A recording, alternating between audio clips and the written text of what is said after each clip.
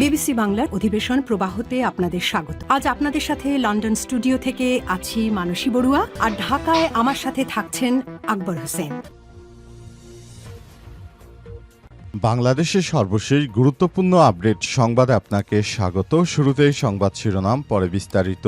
প্রথমে জানাবো, এস আলম এবং তার 3 ভাইয়ের বিরুদ্ধে ইন্টারপোলে রেড নোটিশ জারির নির্দেশ হাইকোর্টের।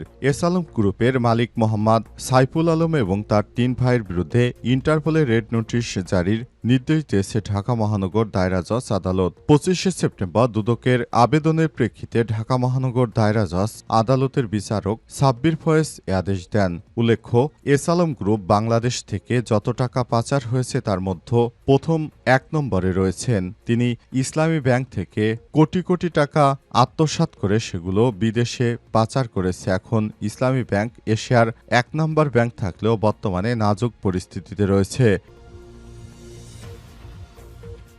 এরপর জানাবো, কারো পিঠের চামড়া থাকবে না, পলাতক নওফেলের হুমকি। ছাত্র জনতাকে হুমকি দিয়েছে আওয়ামী লীগ নেতা ব্যারিস্টার মুহিবুল হাসান চৌধুরী নওফেল। পলাতক ফ্যাসিস্ট শেখ হাসিনার নেতৃত্বাধীন সরকারের মন্ত্রী পরিষদের সমালোচিত সদস্য ও সাবেক এই শিক্ষামন্ত্রী বলেছেন, বাঙালি অনেক কঠিন, কিছুদিনের মধ্যে তারা বসেছে, তারা পিঠের চামড়া থাকবে না। দেশের মানুষকে শেখ হাসিনা ভালোবাসে বলে আওয়ামী লীগ ধৈর্য ধরে অহিংস আন্দোলন করছে, কিন্তু আমাদের নেতাকর্মীরা দেশের স্বার্থ রক্ষা করার জন্য গৃহযুদ্ধ এড়াতে প্রস্তুত।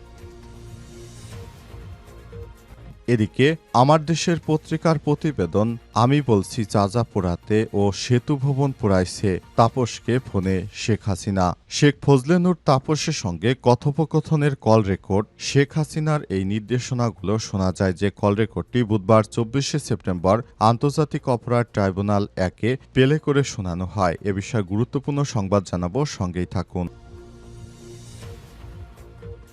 এবারে জানাবো, খাগড়াছড়িতে আধাবেলা সড়ক অবরোধ চলছে। খাগড়াছড়ি সদরে স্কুল ছাত্রীকে ধর্ষণের প্রতিবাদ ও দোষীদের গ্রেপ্তারের দাবিতে যুগ্ম ছাত্র জনতার ডাকে জেলায় আধাবেলা সড়ক অবরোধ চলছে। আজ ভোর থেকে অবরোধের সমর্থনে জেলার বিভিন্ন স্থানে রাস্তায় টায়ার জ্বালিয়ে পিকেটিং করা হচ্ছে। এবং সর্বশেষ জানাবো, ইসরায়েলে ভয়াবহ হামলা, আহত 22।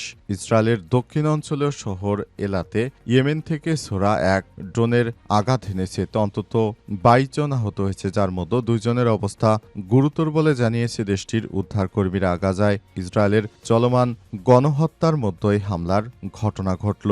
প্রিয় দর্শক, এতক্ষণ শুনছিলেন সংবাদ শিরোনাম, এবারে বিস্তারিত।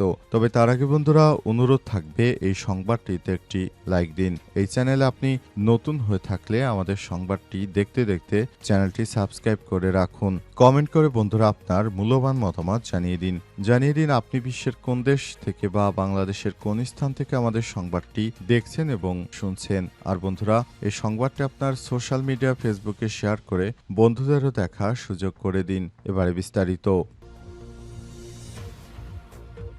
এস আলম গ্রুপ এবং তার 3 ভাইয়ের বিরুদ্ধে ইন্টারপোলে রেড নোটিশ জারির নির্দেশ দিয়েছে হাইকোর্ট। বিতর্কিত ব্যবসায়ী এস আলম গ্রুপের মালিক মোহাম্মদ সাইফুল আলম এবং তার 3 ভাইয়ের বিরুদ্ধে ইন্টারপোলে রেড নোটিশ জারির নির্দেশ দিয়েছে ঢাকা মহানগর দায়রা জজ আদালত। আজ দুদকের আবেদনের পরিপ্রেক্ষিতে ঢাকা মহানগর দায়রা জজ আদালতের বিচারক সাব্বির ফয়েজ আদেশ দেন।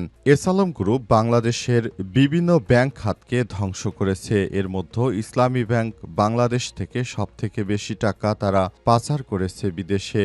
এরপর এস আলম গ্রুপের মালিক সাইফুল ইসলাম এবং তার ভাইরা তারা সিঙ্গাপুরের নাগরিকত্ব নিয়েছে এবং বাংলাদেশের নাগরিকত্ব তারা ত্যাগ করে সিঙ্গাপুরে পালিয়ে গেছে। তাদেরকে ফেরত আনার জন্য সরকার ইতিমধ্যেই কাজ শুরু করে দিয়েছে। তবে সবথেকে বেশি ক্ষতিগ্রস্ত হয়েছে বাংলাদেশের ইসলামী ব্যাংক বাংলাদেশ, যেটি এশিয়ার মধ্যে সবথেকে বৃহত্তর ব্যাংক প্রতিষ্ঠান ছিল। সেই ব্যাংক প্রতিষ্ঠানটিকে তারা পরিকল্পিতভাবে ধ্বংস করে দিয়েছে। এই ব্যাংক থেকে তারা হাজার হাজার কোটি টাকা ঋণ নিয়েছে নামে বেনামে এবং দেখা গেছে সেসব ঋণ তারা ফেরত না দিয়ে বিদেশে পালিয়ে গেছে। এস আলম গ্রুপের সাইফুল ইসলামের মা অসুস্থ হয়ে দেশে মারা গেলেও তারপর তিনি নিজের মাকে দেখতে পারেননি। তাহলে এত টাকা দিয়ে আসলে কি হবে? যখন নিজের মায়ের মৃত্যুর সময় তিনি দেশে থাকতে পারেননি, দেশের অর্থগুলো বিদেশে পাচার করে দেশটাকে ফোকলা বানিয়ে দিয়েছে এমন সন্ত্রাসী গ্রুপকে এবার আইনের আওতায় আনার জন্য সরকার বদ্ধপরিকর। তাই ইন্টারপোলে রেড নোটিশ জারির মাধ্যমে সব সন্ত্রাসীকে ধরার চেষ্টা করছে সরকার। আজ আমার দেশ পত্রিকার একটি প্রতিবেদন থেকে এই তথ্য জানা গেছে। কারো পিঠে চামড়া থাকবে না, পলাতক নওফেলের হুমকি। ছাত্র জনতাকে হুমকি দিয়েছিলেন আওয়ামী লীগের নেতা ফ্যাসিস্ট মহিবুল হাসান চৌধুরী। পলাতক ফ্যাসিস্ট শেখ হাসিনা নেতৃত্বাধীন সরকারের মন্ত্রিপরিষদের সমালোচিত সদস্য সাবেক এই শিক্ষামন্ত্রী বলেছেন, বাঙালি অনেক কঠিন, কিছুদিনের মধ্যে তারা বসেছে। কারো পিঠে চামড়া থাকবে না। দেশের মানুষকে শেখ হাসিনা ভালোবাসে বলে আওয়ামী লীগ ধৈর্য ধরে অহিংস আন্দোলন করছে, কিন্তু আমাদের নেতাকর্মীরা দেশের স্বার্থ রক্ষায় গৃহযুদ্ধ এড়াতে প্রস্তুতি নিচ্ছে। ভারতের শক্তিকে ঢাল বানিয়ে ছাত্রদের রক্ত ঝরানোর হুমকি দিয়ে সম্প্রতি একটি ইউটিউব চ্যানেলকে দেওয়া সাক্ষাৎকারে নওফেল বলেন, আমাদের আঞ্চলিক সব শক্তি আছে, বিএনপি জামাত বা জুলাই গোষ্ঠীর সঙ্গে কেউ নেই। তাদের পালাতে হলে আমাদের আশ্রয় পেতে হবে। তারা কোথাও পালাতে পারবে না। আমাদের নেতাকর্মীরা দেশের ক্ষতি যাতে না হয়, গৃহযুদ্ধ না হয় তার প্রস্তুতি নিচ্ছেন। নওফেল আরও বলেন, আওয়ামী লীগ নাকি দেশের অর্থনীতি রক্ষার স্বার্থে গৃহযুদ্ধ এড়াতে চুপ আছে। আমাদের পিঠ দেয়ালে ঠেকে গেছে। আমরা কিন্তু 9 মাস বাংলাদেশ যুদ্ধ করে স্বাধীন করেছি। বক্তব্যের এই অংশকে বিরোধীরা দেখছে জনমনে ভয় ধরানোর কৌশল হিসেবে। বিশ্লেষকদের মতে ক্ষমতাসীন নেতার মুখ থেকে গৃহযুদ্ধের ইঙ্গিত দেয়া সরাসরি আইনশৃঙ্খলা পরিস্থিতিকে উস্কে দিতে পারে। এটাই প্রথম নয়। শিক্ষামন্ত্রী থাকাকালে নওফেল চট্টগ্রামের এক সভায় শেখ মুজিবের ভাস্কর্য বিরোধীদের উদ্দেশ্য বলেছিলেন, সাম্প্রতিক সম্প্রীতি নষ্ট করলে ঘাড় মটকে দেব। রাজধানীর ধোপখোলা মাঠে ইসলামী আন্দোলন নেতাদের সমালোচনা করতে গিয়ে মঞ্চে বেশি কাঁপাবেন না বলেছিলেন। বেশি কাঁপালে পায়ের নিচে মাটি নরম হয়ে যাবে। এর পাশাপাশি তিনি একাধিকবার বলেছেন, আওয়ামী লীগ ঘাড়ে হাত রেখে বন্ধুত্ব করতে জানে, আবার ঘাড়ে হাত দিয়ে ঘাড় মটকে দিতেও জানে। ইসলাম বিদ্বেষী হিসেবে পরিচিত এই সাবেক মন্ত্রী ভারতে পালিয়ে গিয়ে আরামায়েশে জীবন কাটাচ্ছে। তার বাবা মহিউদ্দিন চৌধুরীও নগর আওয়ামী লীগের নেতা ও সাবেক মেয়র ছিলেন। তাদের বাড়ি নগরীর 2 নম্বর গেটের চশমা হিলে। তার নির্দেশেই জুলাই আগস্টে ছাত্রদের উপর অস্ত্র দিয়ে গুলি চালায় সন্ত্রাসী যুবলীগ নেতারা বলে জানিয়েছে আমার দেশ পত্রিকা। আমি বলছি যা পোড়াতে ও সেতু ভবন পোড়াইছে তাপসকে ফোনে শেখ হাসিনা।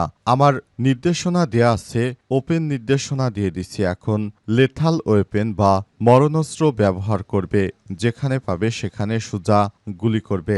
আমি বলছি যা পোড়াতে ও আমাদের সেতু ভবন পোড়াইছে। শেখ ফজলেনুর তাপসের সাথে কথোপকথনের কল রেকর্ড। শেখ হাসিনার নির্দেশনাগুলো শোনা যায় যে কল রেকর্ডটি বুধবার 24শে সেপ্টেম্বর আন্তর্জাতিক অপরাধ ট্রাইব্যুনাল একে প্লে করে শোনানো হয়। ক্ষমতাচ্যুত প্রধানমন্ত্রী শেখ হাসিনা 3 জনের বিরুদ্ধে জুলাই আগস্টে ছাত্র জনতার গণ অভ্যুত্থানে সংগঠিত মানবতা বিরোধী অপরাধের মামলায় 53 নম্বর সাক্ষী হিসেবে দেখানো হয়েছে।